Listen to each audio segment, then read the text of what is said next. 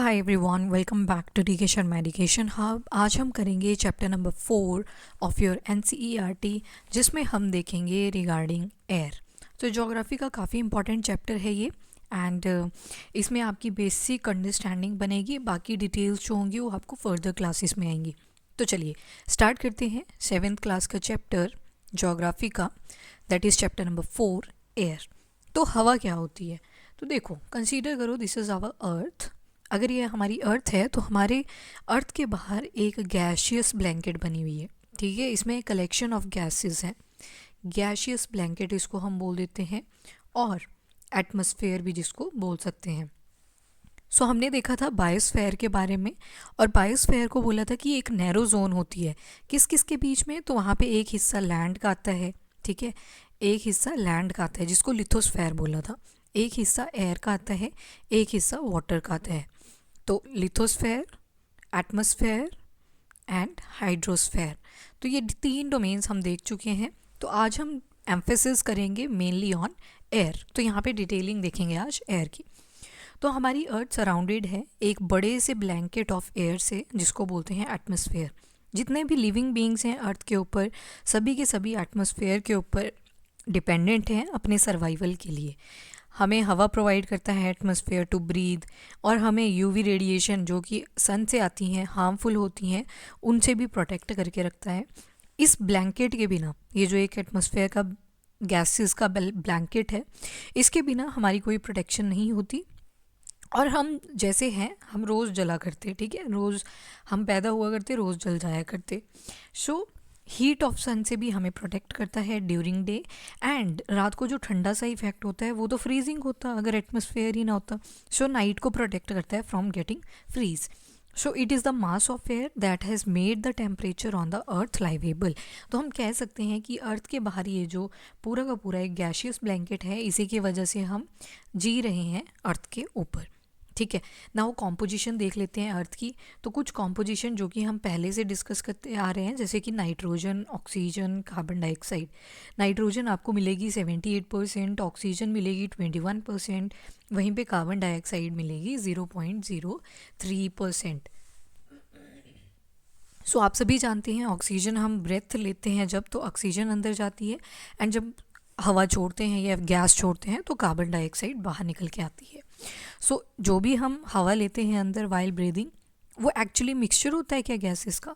तो नाइट्रोजन और ऑक्सीजन जो हैं, ऐसी 2 गैसेस हैं जो एटमॉस्फेयर का बल्क बनाती हैं। As you can see the quantity, nitrogen 78% और ऑक्सीजन 21%। कार्बन डाइऑक्साइड आ गई, हीलियम आ गई, ओजोन आ गई, ओजोन को लिखते हैं O3, आर्गन आ गया, एंड हाइड्रोजन आ गए। तो ये काफ़ी कम क्वांटिटी में प्रेजेंट है हमारे एटमॉस्फेयर के अंदर। इन गैसेस के अलावा छोटे छोटे डस्ट पार्टिकल्स भी हमें मिलते हैं एयर में। तो ये पाई चार्ट आपको दिखा रखा है, जिसमें दिखाया है कि नाइट्रोजन की क्वांटिटी है 78%, वहीं पे ऑक्सीजन की क्वांटिटी है 21%, और जो आर्गन है आपकी, इसकी है 0.93%, कार्बन डाइऑक्साइड की दिखा रखी है आपको 0.03%, और all other gases makes up 0.04%। तो ये क्वांटिटी दे रखी है। तो ये पाई चार्ट क्या देता है आपको? परसेंटेज बताता है different constituent of air. Different चीज़ें जो आपकी एयर में प्रेजेंट हैं, उनके कॉन्स्टिट्यूएंट को रिप्रेजेंट करता है। नाइट्रोजन जो है सबसे प्लेंटिफुल गैस है हमारी एयर के अंदर, सबसे ज़्यादा है। When we inhale, we take some amount of nitrogen in our lungs. तो जब हम सांस लेते हैं तो हम थोड़ा सा अमाउंट ऑफ नाइट्रोजन अंदर ले लेते हैं, और इवन जब कार्बन डाइऑक्साइड छोड़ते हैं तो उसके साथ थोड़ी सी नाइट्रोजन भी एक्सेल हो जाती है, बाहर निकल जाती है। बट प्लांट्स की डिपेंडेंसी नाइट्रोजन गैस के ऊपर बहुत ज़्यादा है। पर एक दिक्कत होती है प्लांट्स के लिए, कि जो प्लांट्स होते हैं वो कभी भी डायरेक्टली नाइट्रोजन को यूज़ नहीं कर पाते। उनको पहले जो नाइट्रोजन गैस होती है उसको कन्वर्ट करना पड़ता है into some nitrates of the nitrogen. तो आपने कुछ कंपाउंड्स देखे होंगे, जैसे कि आपने सुना होगा अमोनिया, देन नाइट्रेट, नाइट्राइट। तो जो एटमॉस्फेयर में नाइट्रोजन या फिर अमोनिया प्रेजेंट होता है ना, उसको प्लांट्स डायरेक्टली यूज़ नहीं कर पाते। तो इट इज़ इम्पॉर्टेंट कि ये किसी और कॉन्स्टिट्यूएंट में कन्वर्ट हो जाए। तो प्लांट्स, कुछ लेग्यूमिनस प्लांट्स होते हैं, लेग्यूम्स जिनको बोलते हैं, नोड्स प्रेजेंट होती हैं उनकी रूट्स पे, वो क्या करते हैं, इस नाइट्रोजन गैस को कन्वर्ट कर देते हैं इनटू नाइट्रेट्स, और इन नाइट्रेट्स को फिर हमारे प्लांट्स यूज़ करते हैं, और इस प्रोसेस को बोलते हैं नाइट्रिफिकेशन। जब एटमॉस्फेरिक नाइट्रोजन कन्वर्ट हुई इनटू नाइट्रेट्स, ठीक है। नाइट्राइट्स भी बनते हैं पहले, पर नाइट्राइट्स फिर फर्दर कन्वर्ट हो जाते हैं इनटू नाइट्रेट्स। तो नाइट्रेट्स जो होते हैं जब ये बनते हैं तो इस प्रोसेस को बोलते हैं नाइट्रिफिकेशन। और अगर इसका रिवर्स कर दें, यानी कि अब नाइट्रेट एक्स्ट्रा बन गए हैं, उतनी ज़रूरत नहीं है प्लांट को, तो वो क्या करेंगे, दोबारा से उसको कन्वर्ट कर देंगे इनटू नाइट्रोजन। तो उस प्रोसेस को बोल देते हैं डीनाइट्रिफिकेशन, ठीक है। तो कैसे करते हैं, with the help of bacteria, जो कि सॉइल में या फिर रूट्स ऑफ सम प्लांट में लाया करते हैं। ये नाइट्रोजन को ले लेते हैं एयर से और इसको चेंज कर देते हैं ऐसी फॉर्म में जिसको प्लांट्स यूज़ कर सकें, जिनको हम बोलते हैं नाइट्रेट्स। फिर आता है oxygen. Oxygen second most प्लेंटिफुल gas है। आपने अभी देखा कितना था, 21%। ह्यूमन और एनिमल ऑक्सीजन लेते हैं फ्रॉम द एयर, जैसे ही सांस ली जाती है। ग्रीन प्लांट प्रोड्यूस करते हैं ऑक्सीजन ड्यूरिंग फोटोसिंथेसिस।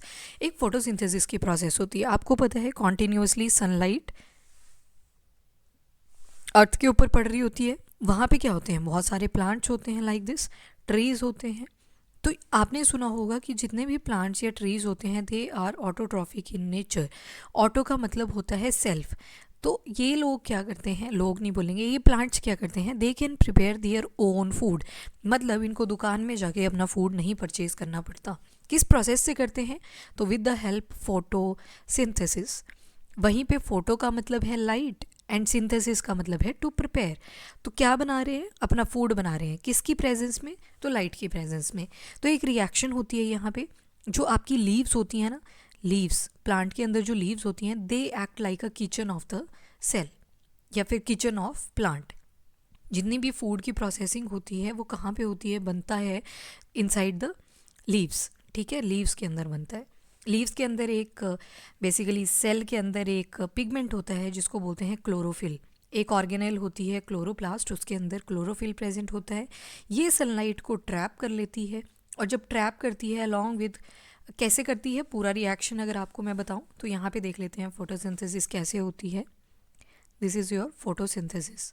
देखो अब हो क्या रहा है, बेसिकली आप नोटिस करना, ये आपकी सनलाइट है यहाँ पे, ठीक है, ये आपकी सनलाइट है।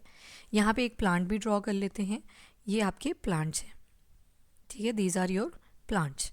और प्लांट्स की ये आगे रूट, स्टेम और नीचे आगे रूट्स, ठीक है। अब होता क्या है, जो सनलाइट है वो कॉन्टिन्यूसली फॉल करती है कहाँ पे, हमारे अर्थ के ऊपर, इस तरह से। तो ये जो प्लांट के लीव्स होंगे, यहाँ से हम एक चीज़ एक्सट्रैक्ट कर लेंगे, कौन से, दैट इज़ लीव।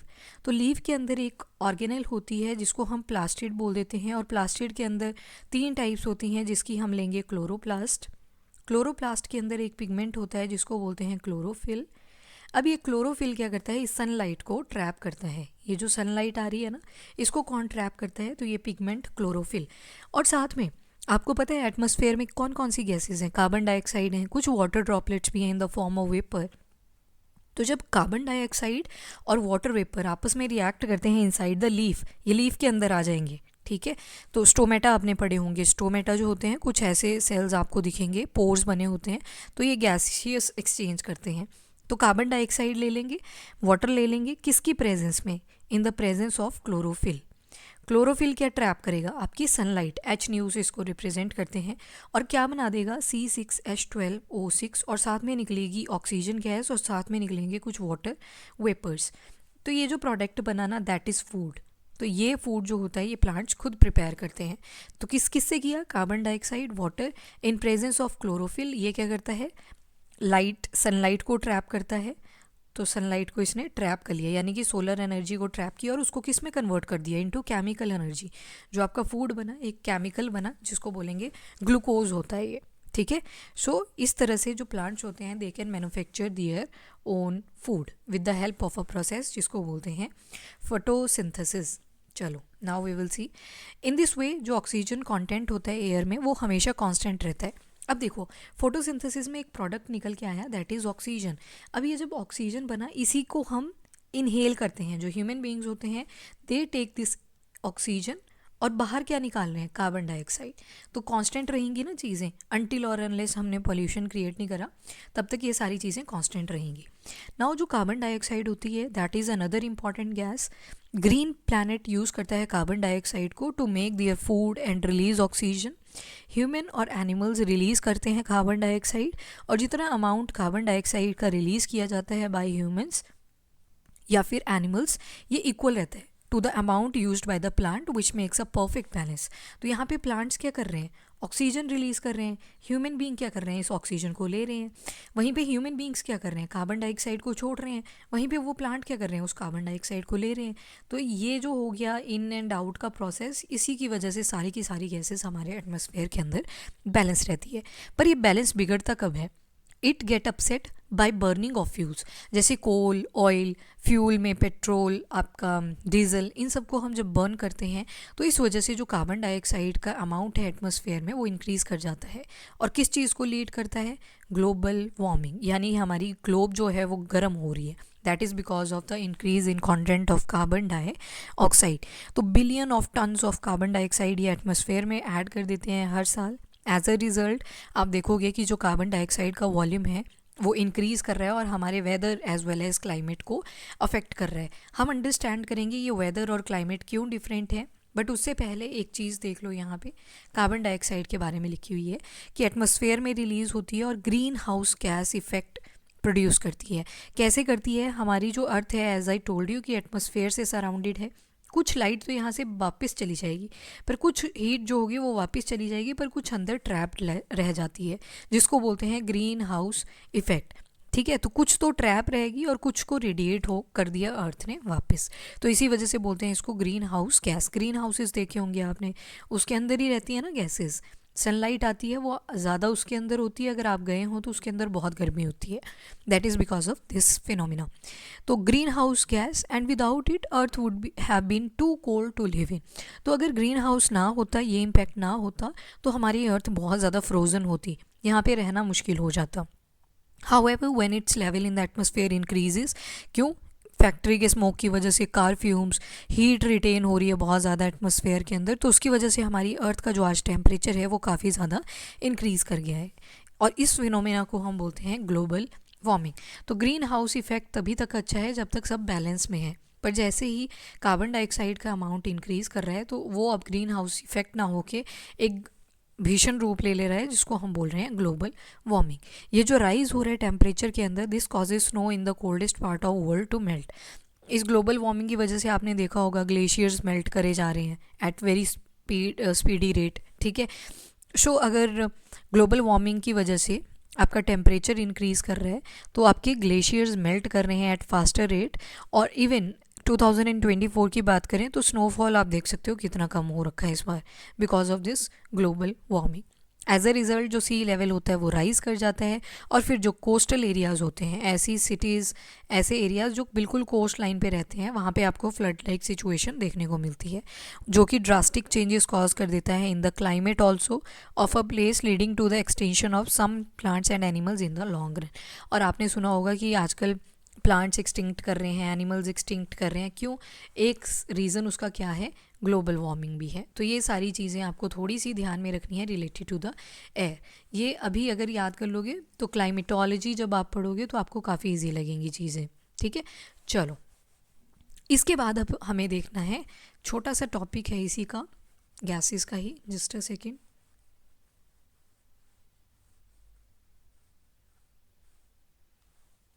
चलिए, सो कार्बन डाइऑक्साइड भी होगी हमारी complete. Now structure of atmosphere, इसके लिए आपने याद रखना है तमन्ना शर्मा मेरी थी। ठीक है, T for troposphere, S for stratosphere, M for mesosphere, T for thermosphere और ई फॉर एक्सोस्फेयर। स्ट्रक्चर कैसा दिखता है हमें एटमॉस्फेयर का, तो 5 लेयर्स दिखेंगी जो कि अर्थ सरफेस से स्टार्ट होंगी। तो ट्रोपोस्फेयर जो होगी that will be nearest to the earth surface. तो कौन कौन सी है, troposphere, stratosphere, mesosphere, thermosphere and exosphere. Troposphere की बात कर लेते हैं। This layer is most important layer of the atmosphere. सबसे ज़्यादा जो इंपॉर्टेंट लेयर है एटमॉस्फेयर की वो कौन सी आएगी, ट्रोपोस्फेयर। इसकी जो एवरेज हाइट है that is 13 kilometre. So you can सी, यहाँ पे एक ग्राफ दे रखा है आपको, तो ट्रोपोस्फेयर यहाँ तक जा रही है और इसकी हाइट कितनी है अर्थ सरफेस से, दैट इज़ 13 किलोमीटर। तो 13 किलोमीटर के डिस्टेंस पे है। एयर वी ब्रीथ, जो हम सांस ले रहे हैं, वो कहाँ पे एग्जिस्ट करती है? आपके ट्रोपोस्फेयर के अंदर। ऑलमोस्ट जितने भी वेदर फिनोमेना हैं, जैसे रेनफॉल हो रही है, फॉग है, हेल स्टॉर्म है, ये सारे के सारे कहाँ पे अक्कर करते हैं? ट्रोपोस्फेयर में। तो आपने क्या ये चीज़ें देखी? ट्रोपोस्फेयर के अंदर बहुत सारी चीज़ें हैं, जैसे कि जो आप ऑक्सीजन ले रहे हो वो भी कहाँ पे है? ट्रोपोस्फेयर में। फिर वेदर फिनोमेना जो भी आप देखते हो वो भी कहाँ पे लाया करता है? ट्रोपोस्फेयर में। उसके बाद स्ट्रेटोस्फेयर की बात करते हैं। तो ट्रोपोस्फेयर से ऊपर आप देखोगे स्ट्रेटोस्फेयर आ जाएगी, और इसकी जो हाइट रहेगी that is can be 50 kilometre. ये आपकी स्ट्रेटोस्फेयर है, 50 किलोमीटर तक के डिस्टेंस पे लाई करती है। ठीक है। उसके बाद this layer is almost free from clouds and associated weather phenomena, making condition most ideal for flying aeroplane. देखो आपका जो ट्रोपोस्फेयर होता है ना, यहाँ पे क्लाउड्स भी होते हैं, तभी तो रेनफॉल हो रहा है इस रीजन में। पर अगर आप इससे ऊपर चले जाते हो स्ट्रेटोस्फेयर में, तो यहाँ पे आपको क्लाउड्स नहीं मिलते। तो अगर क्लाउड्स नहीं होंगे तो विजिबिलिटी अच्छी होगी। तो इसी वजह से जो आपके एरोप्लेन्स होते हैं वो कौन से जोन में लाया करते हैं? तो स्ट्रेटोस्फेयर में। एक इम्पॉर्टेंट फीचर है स्ट्रेटोस्फेयर का कि इसमें ओजोन गैस प्रेजेंट है। ये देखो, इसी वजह से इसको ओजोनोस्फेयर भी बोला जाता है, ओजोनोस्फेयर, क्योंकि यहाँ पे ओजोन की लेयर प्रेजेंट है which protect us from the UV radiation. UV radiation कहाँ से आती है? From the sun. We have just learned how to protect us, how it protect us from the harmful effect of the sun ray because of ozone layer. Ozone को लिखते हैं O3। जब oxygen में एक नेसेंट ऑक्सीजन लग जाता है, it makes O3 ozone. अब आता है मीजोस्फेयर। ये थर्ड लेयर है एटमॉस्फेयर की, स्ट्रेटोस्फेयर के जस्ट ऊपर है। इसकी हाइट एक्सटेंड करेगी अप टू 80 किलोमीटर, और यहाँ पे मीटेओराइट्स बर्न कर जाते हैं। ठीक है। अब ये मीटेओराइट्स क्या होते हैं? अब देखो एक चीज़ देखना, आपका जो यहाँ पे मान लो ये आपका स्पेस है। ठीक है, this is your space. Space के बाद आपका आ जाएगा एटमॉस्फेयर, और एटमॉस्फेयर के नीचे क्या आ जाएगा? हमारा अर्थ सरफेस। तो कई बार क्या होता है, ऊपर पत्थर के पार्टिकल्स होते हैं, यहाँ पे बहुत सारे पत्थर के पार्टिकल्स होते हैं, वो ना ग्रेविटी के इन्फ्लुएंस में आ जाते हैं, स्पेस से निकल जाते हैं, दे रीच एटमॉस्फेयर, और एटमॉस्फेयर में पहुँचने के बाद दे हिट अर्थ सरफेस। अब एक खास बात होती है, जैसे ही एटमॉस्फेयर में पहुंचते हैं ना, इनमें आग लग जाती है लाइक दिस। ठीक है। क्यों? फ्रिक्शन की वजह से। और जब फ्रिक्शन की वजह से यहाँ पे इनको आग लगी, फायर, तो they appear like tail of fire, और हम बोल देते हैं कि टूटता हुआ तारा। ठीक है, स्टार की फॉर्म में बोल देते हैं कि स्टार गया, देखो टूटता हुआ तारा, और विश मांग लेते हैं फटाफट से। पर होता क्या है? Because of the friction. अब डिफरेंट लेयर्स देख ली ना एटमॉस्फेयर के अंदर, तो उन डिफरेंट लेयर से जब ये मीटियोरॉइड ऊपर होता है तो बोलते हैं मीटियोरॉइड, यहाँ पे पहुँचा तो इसको बोलेंगे मीटियोर, और जब ये हिट कर जाएगा आपके अर्थ सरफेस को तो इसको बोल देंगे मीटियोराइट। ठीक है। तो ये जो बर्निंग सब्सटेंस है जब अर्थ के ऊपर हिट कर जाएगा तो इसको बोल देंगे मीटियोराइट। तो ये क्या हुआ? ये मीटियोराइड आपके स्पेस से आया, एटमॉस्फेयर में एंटर करा, मीटियोर बन गया, उसमें आग लग गई। क्यों? Because of the friction of atmosphere, और उसके बाद अर्थ पे हिट कर गया तो बन गया मीटियोराइड। ठीक है। इसी की बात करिए तो कौन से लेयर में होता है ये फिनोमिना? ये आपको मीजोस्फेयर में मिलेगा, मीटियोराइट की बर्निंग। डन। मीजोस्फेयर की लेंथ जाती है अप टू 80 किलोमीटर्स। फिर 80 किलोमीटर्स के बाद आपको मिलेगी थर्मोस्फेयर। इसमें क्या होता है, जो थर्मोस्फेयर का टेम्परेचर होता है बहुत ज़्यादा रैपिडली इंक्रीज़ कर जाता है विद इंक्रीजिंग हाइट। तो आपकी हाइट भी इंक्रीज़ कर रही है, टेम्परेचर भी यहाँ पे इंक्रीज़ कर जाएगा। आइनोस्फेयर इसी पार्ट में लाई करती है। आपके थर्मोस्फेयर में एक आइनोस्फेयर है। ठीक है, दिस इज़ योर आइनोस्फेयर। यहाँ पे आइनोस्फेयर की भी एक लेयर है। और इसके बाद जो भी सब्सटेंस है आप देखोगे कि कितने डिस्टेंस पे पहुंच चुका है, 80 टू 400 किलोमीटर।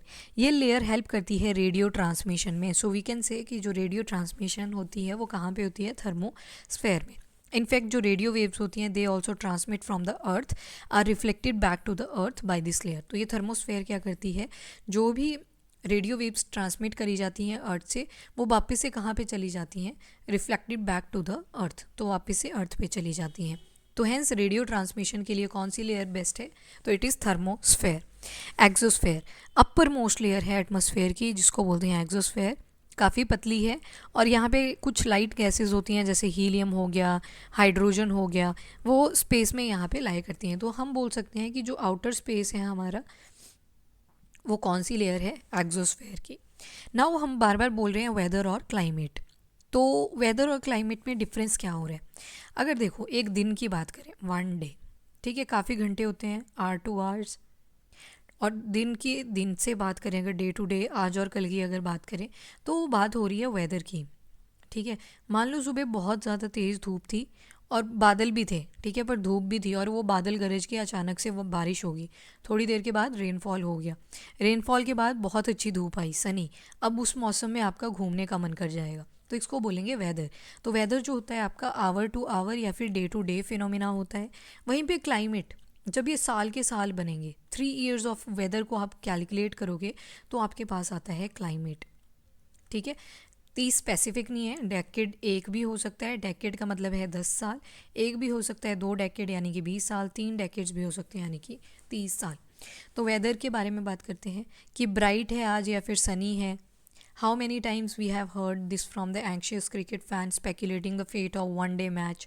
ठीक है, तो क्रिकेट मैच में भी ये टेंशन रहती है कि बारिश ना हो जाए। अगर हम अपनी बॉडी को इमेजिन करते हैं to be a radio and mind it speaker, weather is something that fiddles with its control knobs. ठीक है, तो ये डे टू डे फिनोमिना है, आवर टू आवर फिनोमिना है एटमॉस्फेयर का। हॉट और ह्यूमिड वेदर जो है किसी को भी इरिटेबल बना सकता है, कभी कभी ह्यूमिडिटी इंक्रीज़ कर जाती है, ऊपर से उसका मतलब होता है कि आपके एटमॉस्फेयर में बहुत ज़्यादा वाटर वेपर्स एकमुलेट हो रखे हैं, तो उसको बोलते हैं ह्यूमिडिटी। तो आप फील करोगे बहुत इरिटेबल। पर वहीं पे प्लीजेंट या फिर ब्रीजी वेदर होगा तो वो आपको चेयरफुल बना देता है और आपका प्लान बन जाता है आउटिंग का।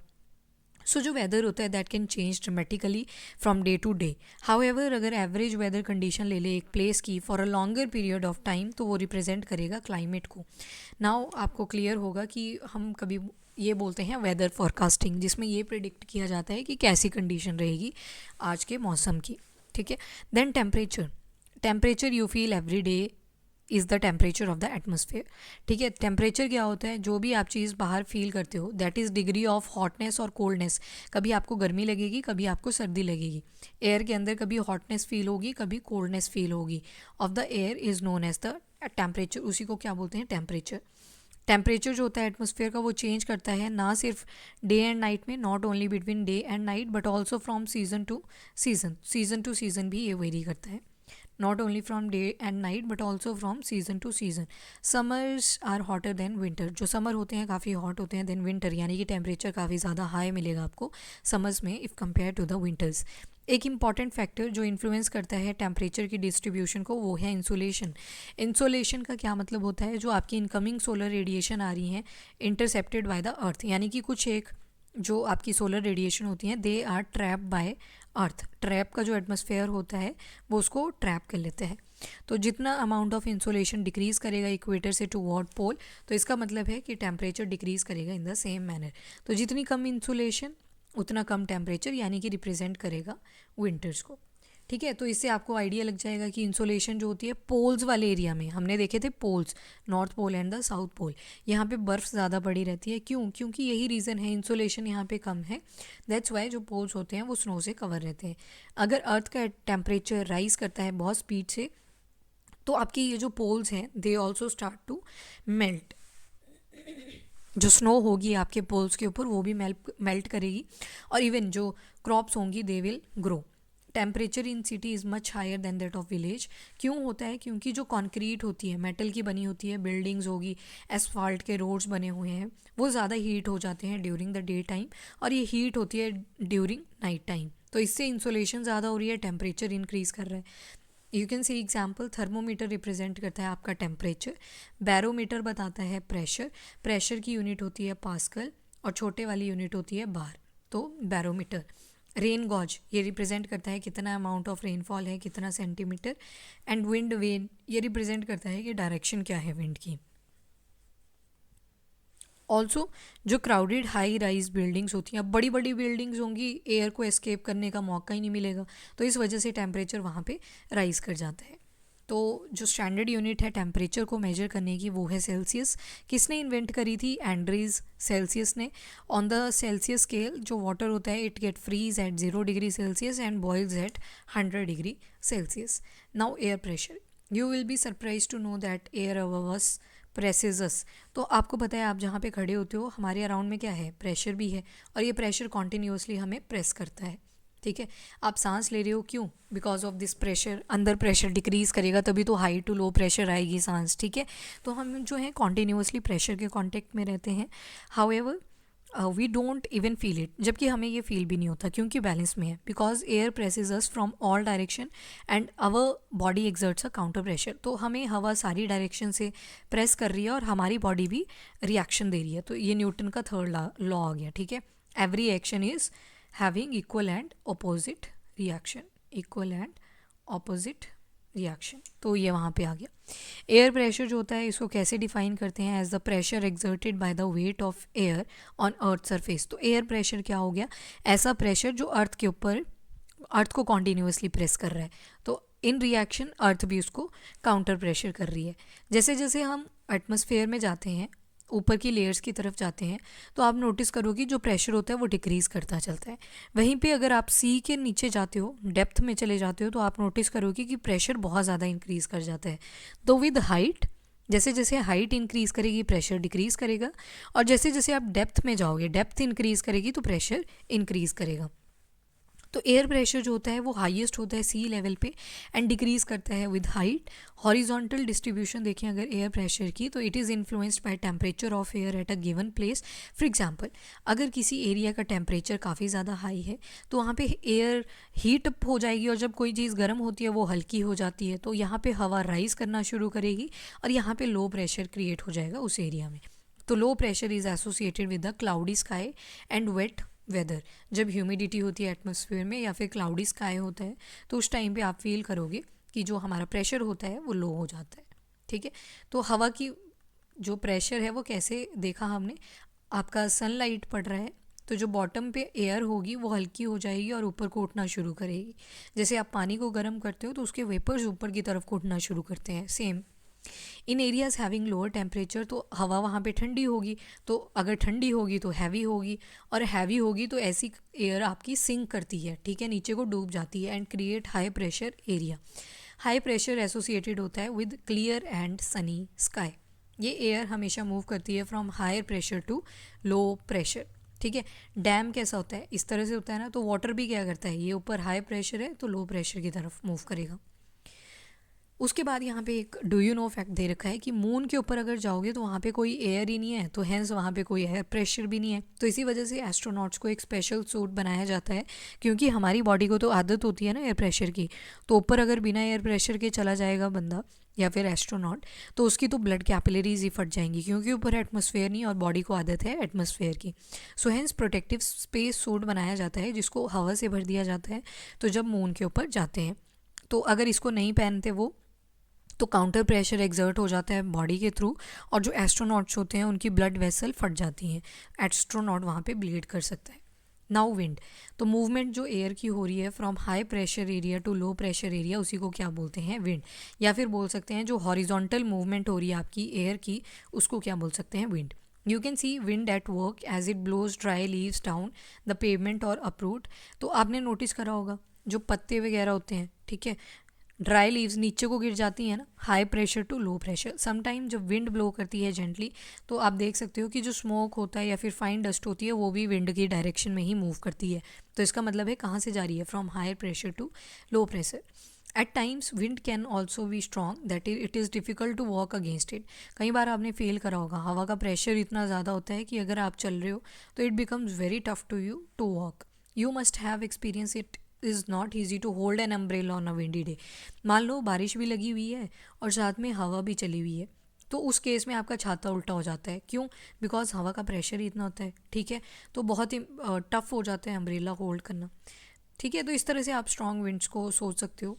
एक विंड जो है ये किस नाम पे रखा गया है? Named after the direction from which it blows, ठीक है, कहाँ से ये ब्लो कर रही है, तो उसके हिसाब से हम विंड के डिफरेंट नाम रख सकते हैं। कैसे कैसे? जैसे यहाँ पे एग्जांपल दे रखा है वेस्टर्ली, यानी कि विंड की डायरेक्शन किस तरफ होगी? वेस्ट में होगी। तो you can see this image है, यहाँ पे देखो ये आपका टॉरिड जोन है, दिस वन, ये ऊपर आ गया टेम्परेट जोन, और ये आपका आ गया सारा फ्रिजिड जोन। तो वन बाय वन देखते हैं क्या क्या चीज़ें हैं। तो एक तो आती हैं permanent winds.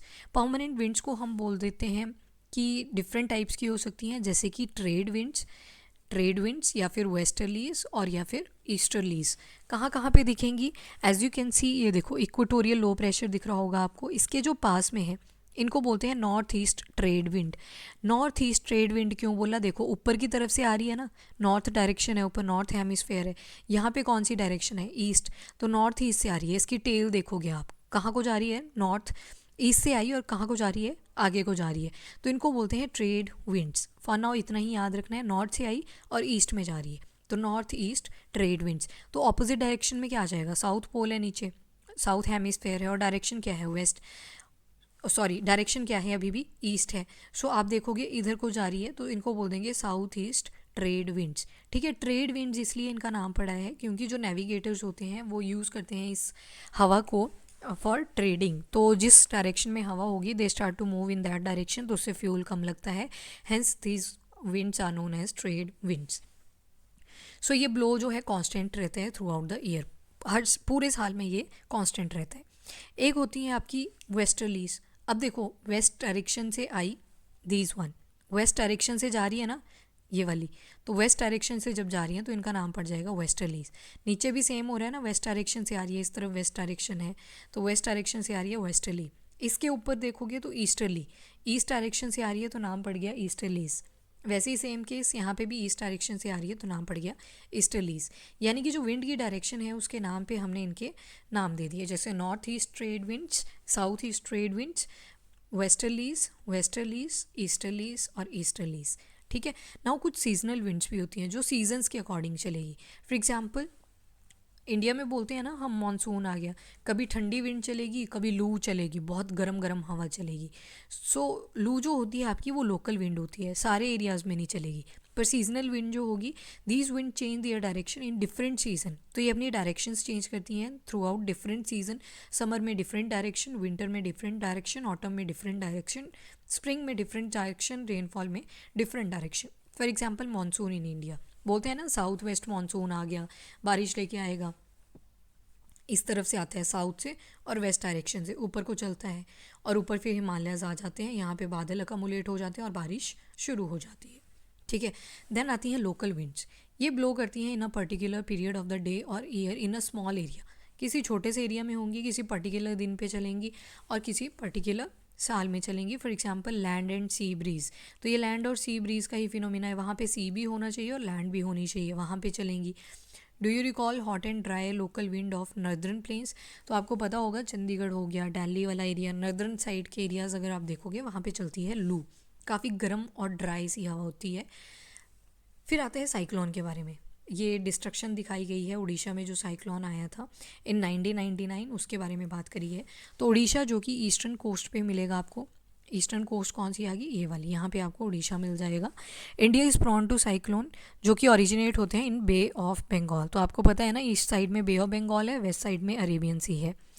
On 17 to 18 October 1999 cyclone hit करता है 5 district of Orissa state. Another super cyclone occur करता है on 29 October 1999 that devastated large portion of the state. और उसके बाद जो डैमेज कॉज हुआ था that was mainly due to 3 factor. कौन कौन से? एक था विंड की वेलोसिटी, दूसरी थी रेन और तीसरे थे टाइड। तो इनकी वजह से ये काफ़ी डैमेज कॉज कर गया। कौन कौन फैक्टर? एक विंड की वेलोसिटी, बहुत तेज़ हवा, बहुत तेज़ बारिश, और टाइडल सर्ज जो समंदर की तरफ से आ रहा था। The winds of up to 260 kilometer per hour, तो हवा किस स्पीड से मूव कर रही थी? It was 260 kilometer per hour की स्पीड से। लास्टेड फॉर 36 आवर, 36 आवर्स तक इसी स्पीड से हवा घूमती रही। सो ये हाई वेलोसिटी विंड ने क्या किया, जितने भी ट्रीज़ थे उनको उड़ा दिया, कच्चे हाउसेस थे उनको ख़त्म कर दिया, रूफ टॉप थे सेवरल इंडस्ट्रियल शेड्स के और बाकी घरों के, वो उड़ गए। पावर सप्लाई, टेलीकॉम लाइंस, ये सारी स्नैप होगी। हैवी रेन अकर हुई under the influence of cyclone for 3 days continuously. So ये रेन हो रही थी साथ में, वो भी बहुत ज़्यादा, तो उससे फ्लडिंग होगी मेजर रिवर ऑफ ओडिशा में। साइक्लोनिक विंड्स देखने को मिली जिसने टाइडल वेव्स को स्वेप करा है 20 kilometer inland and brought massive destruction to the coastal areas. 7 to 10 meter high tidal waves आपको देखने को मिली इंट्रूडिंग करती हुई suddenly and caused a massive damage to the standing paddy crops. ठीक है। तो इस तरह से सारा डैमेज हुआ। साइक्लोन ओरिजिनेट हुआ था कैसे? By creating a depression. कहाँ पे? जो गल्फ ऑफ थाईलैंड है आपके साउथ ईस्ट एरिया, यहाँ पे गल्फ ऑफ थाईलैंड पे आपके एक डिप्रेशन बन गया था। और कहाँ तक? Near to the Andaman and Nicobar का पोर्ट ब्लेयर कैपिटल। सो अब ये थोड़ा थोड़ा मूव करने लगा toward the north west direction और intensify into super cyclone and hit the area between Erasama and Balikuda in Orissa. तो इरासामा से लेके बालीकुडा जो उड़ीसा में पड़ता है वहाँ तक हिट किया अराउंड 10:30 AM। सुपर साइक्लोन ने स्वैप कर दिया entire coast of Orissa including the cities of Bhubaneswar, Cuttack, 28 coastal town. About 13 million people affect हुए। बहुत सारे लाइफ स्टॉक का ख़त्म हो गया एंड स्टैंडिंग क्रॉप थी जैसे paddy, vegetable, fruits heavily damage हुए। और सेलिनाइजेशन ने क्या किया? Due to the tidal surge और large track of agriculture land जो था वो इनफर्टाइल हो गया क्योंकि सॉल्ट का कंटेंट इंक्रीज़ कर गया। तो सॉल्ट की वजह से अब क्रॉप के लिए वहाँ पे वो लैंड जो थी इनफर्टाइल करेगी। Large track of salt, teak, bamboo plantation वो भी डिसअपियर करेगी। और मैंग्रोव फॉरेस्ट जो कि आपके पैरादीप और कोणार्क में है, दे ऑल्सो गॉट वेनिश्ड। तो इतना ज़्यादा डैमेज हुआ था because of this super cyclone in Orissa. एक फैक्टर आता है मॉइस्चर। जब आपका वाटर इवेपोरेट करता है फ्रॉम लैंड या फिर डिफरेंट वाटर बॉडी जैसे सी हो गया, रिवर्स हो गए, पॉन्ड्स हो गए, एनीथिंग, तो वो बन जाते हैं वाटर वेपर्स। मॉइस्चर जो होता है एयर में एट एनी टाइम उसको बोलते हैं ह्यूमिडिटी। जब एयर फुल होती है वाटर वेपर से, यानी कि आपकी एयर फुल है अभी वाटर वेपर से, तो उस दिन आप देखोगे कि आपके कपड़े जल्दी नहीं सूखते। क्यों नहीं सूखते? क्योंकि अंदर एयर के पास टेंडेंसी नहीं बची है कि वो और ज़्यादा वाटर वेपर ले सके। ठीक है, तो उस वजह से आपको फील होती है वो ह्यूमिडिटी और you will feel quite irritable. So it become more and more humid. On humid day cloth take longer time to dry. और इवन आपका जो स्वेट होता है, आपको गर्मी पड़ रही होती है, वो भी नहीं सूखती और ऐसे लगता है कि बार बार फेस के ऊपर गर्मी आ रही होती है, which makes us feel very uncomfortable. ठीक है, तो वाटर वेपर राइज करता है और फिर जब राइज करता है तो ऊपर की तरफ टेम्परेचर जब डिक्रीज़ करता है तो वो कूलिंग होनी शुरू हो जाती है। तो वाटर वेपर कंडेंस हो जाते हैं, कंडेंसेशन हो जाती है वाटर वेपर से।